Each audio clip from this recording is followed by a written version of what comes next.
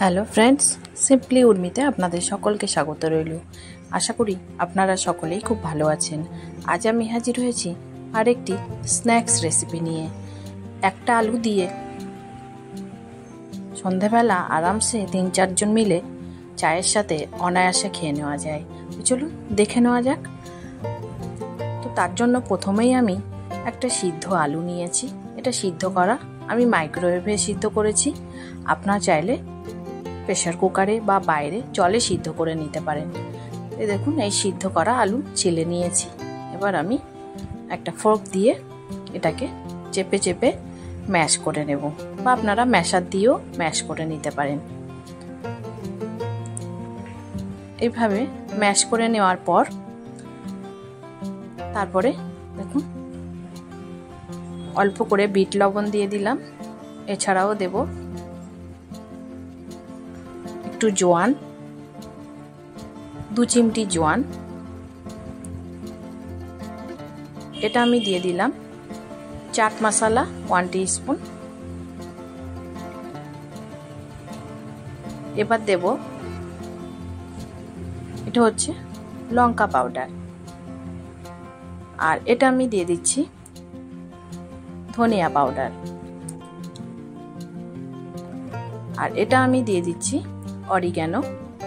যদি আপনাদের কাছে না থাকে আপনারা ধনেপাতা কুচি দিতে পারেন। সব দেয়া হয়ে গেছে। এবার আমি কর্নস্টার্চ বা কর্নফ্লোর বা ময়দা যেটাই থাকবে ঘরে সেটাই দেবেন। আমি 3 থেকে 4 চামচ এই কর্নস্টার্চ দিয়ে দিচ্ছি, দিয়ে ভালো করে মিশিয়ে নেব। 3 থেকে 4 চামচ আমার ছোট চামচের, মানে আমি যদি হিসাব করে বলতে চাই 2 টেবিল স্পুন কর্নস্টার্চ আমার টোটালি লাগলো। একে খুব ভালো করে আমি এটাকে মিশিয়ে নেব, কি ভালো করে একটা ডো বানিয়ে নেব, আটার ডো টাইপের বানিয়ে নেব। অবশেষে আমাকে হাত দিয়েই মাখতে হবে। এখন হাত দিয়ে খুব ভালোভাবে এটাকে মাখা গেছে।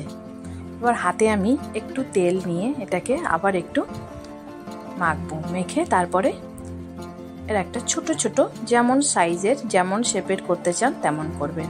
আমি ছোট ছোট পোরশন করে নিয়েছি, নিয়ে একটা একটা করে এরকম গোল করে নেব। হাতের তালুতে গোল করে ফিরে আসছি। তারপরে দেখুন এই একটা ছোট যে এগ বিটারটা হয়, বড়টা নয়, আর একটা পাত্রে আমি জল নিয়েছি। ওই জলে ডুবিয়ে নিলে এগ বিটারের পিছনটা তাহলে শেপ দিতে আমার সুবিধা হবে। এই দেখুন ঠিক এইভাবে শেপটা দিয়ে দেব। কত সুন্দর একটা দেখতে লাগছে না? সিম্পল ওয়ে আপনারা শেপ যে কোনো উপায়ে দিতে পারেন। আবার একটা দেখিয়ে দিলাম। ঠিক এইরকম ভাবেই সবগুলোকে আমি বানিয়ে নেব। সবগুলো আমার বানানো হয়ে গেছে। এবার আমি কড়াইতে অলরেডি তেল বসিয়ে দিয়েছি, গরম হচ্ছে। গরম হলেই আমি এগুলোকে ফ্রাই করে নেব। দেখুন তেল আমার গরম হয়ে গেছে। খুব গরম আমি করব না, মিডিয়াম হিট যখন হবে তখনই আমি এগুলোকে একে একে দিয়ে দেব। এটা খেতে এত সুন্দর লাগে কি বলবো, আপনারা না খেলে বুঝতে পারবেন না। চটজলদি ঘরে কোনো মেহমান এলো বা গেস্ট এলো, ঝটপট বানিয়ে দেওয়া যায়, আর খেয়ে ওরা বুঝতেই পারবে না এটা কিসের তৈরি।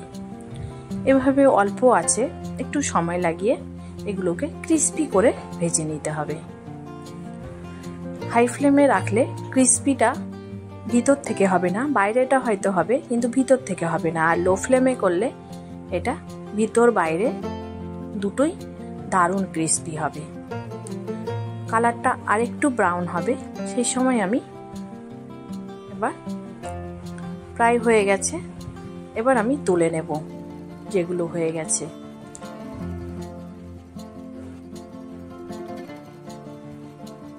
আর কত ফুলেছে এটা বুঝতেই পাচ্ছেন। একদিকে শেপ দেওয়া, এখন শেপগুলো অত বোঝা যাচ্ছে না। এবার দেখুন কাছ থেকে দেখাচ্ছি, এই তুলে নিচ্ছি আর একদম মুচমুচ করছে এটা। তো ভাজা হয়ে গেছে আমার। এবার এটা টমেটো কেচাপের সাথে, আর সাথে যদি চা থাকে তো কথাই নেই। তো কেমন লাগলো আমার এই আলুর স্ন্যাক্স? যদি ভালো লেগে থাকে তাহলে অবশ্যই লাইক, শেয়ার, কমেন্ট করতে ভুলবেন না। এবং নতুন বন্ধুদের কাছে আমার রিকোয়েস্ট রইল চ্যানেলটি সাবস্ক্রাইব করে দেওয়ার, আর পাশে থাকা বেল আইকনটি অবশ্যই প্রেস করে দেবেন, যাতে আমি ভিডিও ছাড়লে নোটিফিকেশন সবার আগে আপনার কাছে পৌঁছে যায়, আর আপনি আপনার সময় মতো দেখে নিতে পারেন। আর ফেসবুক থেকে দেখলে পেজটি ফলো দিয়ে রাখবেন। তো আজ আসি, আবার দেখা হবে অন্য কোনো নতুন রেসিপির সাথে। ধন্যবাদ রইল সবাইকে।